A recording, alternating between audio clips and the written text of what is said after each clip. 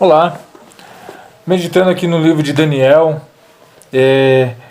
mais uma vez a gente pode perceber a injustiça dos homens. Quando a gente fala em injustiça, muitas vezes a gente pensa em Jó, porque Jó era considerado um homem justo. Mas Daniel se encontrou numa situação equivalente à de Jó, ao ponto do rei da Babilônia colocá-lo numa situação e numa posição de destaque.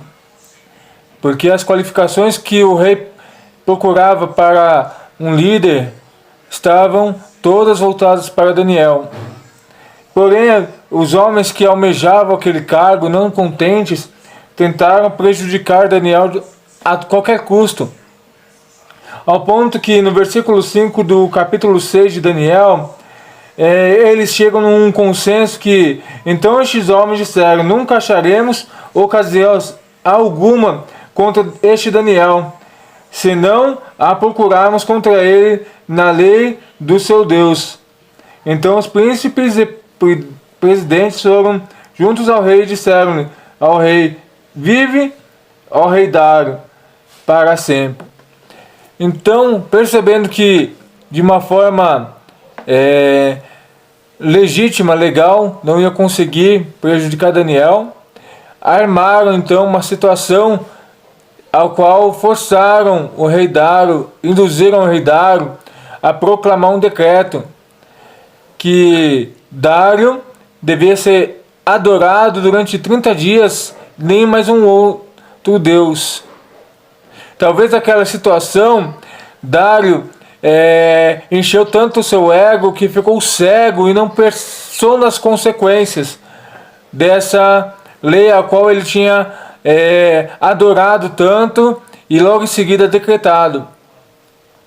Mas aqueles homens mal intencionados sabiam que Daniel era um homem reto, um homem justo, um homem íntegro para com Deus, e que Daniel não importava-se com a sua posição, ao qual o rei o colocou, mas se importava diretamente com a vontade do seu Deus, ao qual o levou para a Babilônia, ao qual o preservou, ao qual o colocou em destaque.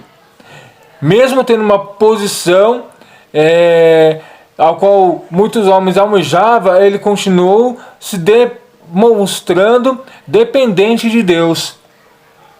Então, aqueles homens, já sabendo que o rei assinou o decreto, foram então procurar incriminar Daniel, ao ponto de vê-lo então orando ao Deus ao qual eles diziam que era Deus de Daniel, mas nós sabemos que era o Deus vivo de Israel.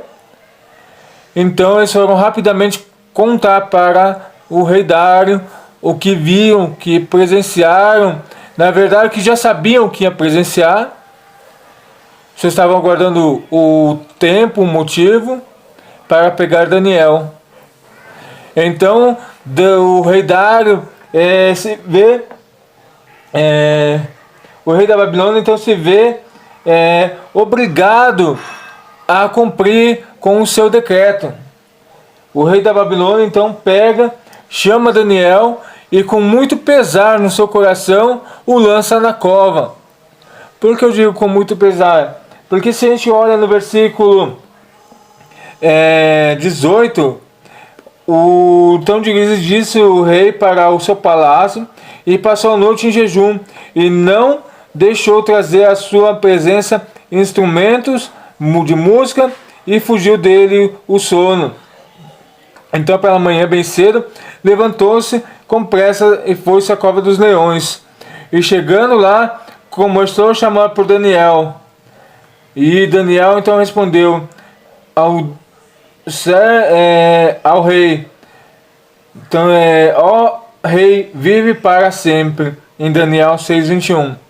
Então nós vemos aí que Daniel foi realmente alguém que não se rendeu à corrupção deste mundo, não se contaminou com aqueles falsos profetas, falsos governantes da Babilônia.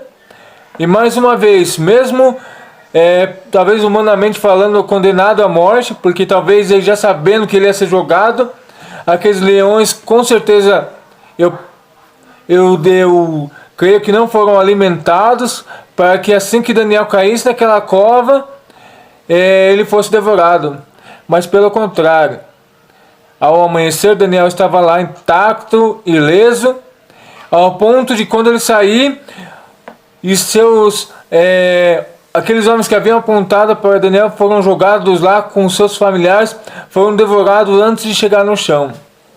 Então, que isso aqui serve de lição, que a gente não venha a nos dobrar perante os homens, com medo dos homens, mas que a gente possa permanecer fiel a Deus, independente da posição que Deus nos tem colocado.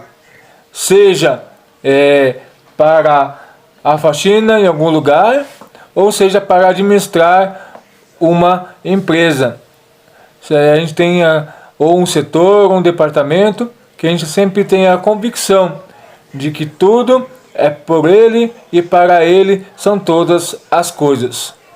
Que Deus nos abençoe, que a gente possa sempre estar pedindo para Deus sabedoria, para que a gente não venha cair nas tentações deste mundo, mas que a gente venha ser que nem Daniel, fiel, independente das consequências, porque o nosso objetivo nessa terra, como peregrinos, como passageiros que aguardam o céu, o reino dos céus, a gente vem agradar o nosso Senhor, o nosso Rei, o Rei Jeová, o Rei Jesus, ao qual nós assim nos identificamos. Que Deus vos abençoe, e se você também compartilha desse pensamento, divulga esse vídeo, para que outras pessoas possam também entender que Deus está no controle de todas as situações. Deus vos abençoe, em nome de Jesus.